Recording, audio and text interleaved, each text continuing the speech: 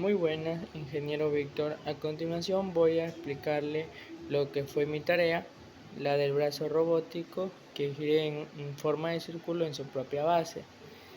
A continuación voy a explicarle cómo logré hacer esto en el simulador.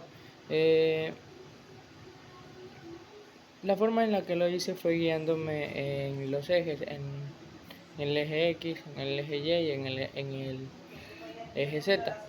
Prácticamente el eje Z lo dejé en un rango de 200, que fue el que me sirvió. Fue como lo ajusté, vi que es la mejor forma que tenía. Y prácticamente ese es el único eje que se conserva para todo. Prácticamente para que el giro sea un poco, bueno, un poco, sino estable en ese aspecto. Los que van cambiando de acuerdo a su posición va a ser el eje X y el eje Y. Si se van fijando bien, es una secuencia, se repiten los números de tal forma que se forman una secuencia. Mi registro 1 pues prácticamente es de donde empiezo.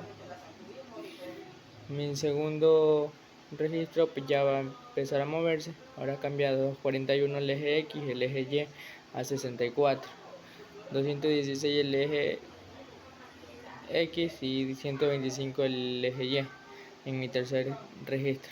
En el cuarto 176 y 176.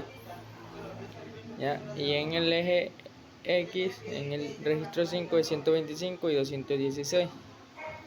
En el eje X 64 y 241 en el eje Y del registro 6. Y el 0 en el eje X y en el eje Y 250. Prácticamente esa es mi secuencia. De aquí para adelante los números se repitan de forma al revés.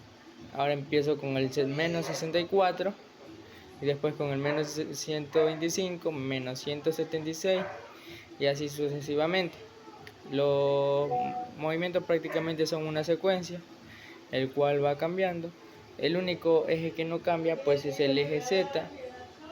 ¿Ya? Y bueno, también hay un dato extra que es el dato que dice 270 grados Celsius. Eso de allí, pues prácticamente yo lo escogí a 276. ¿Por qué? Porque prácticamente esa es la forma en la que se acomoda el brazo. Y pues en ese ángulo fue que prácticamente pues me quedó tal y como se muestra en el video, así como está quieto. Ahorita le hago una demostración de cómo se vería pues el movimiento completo.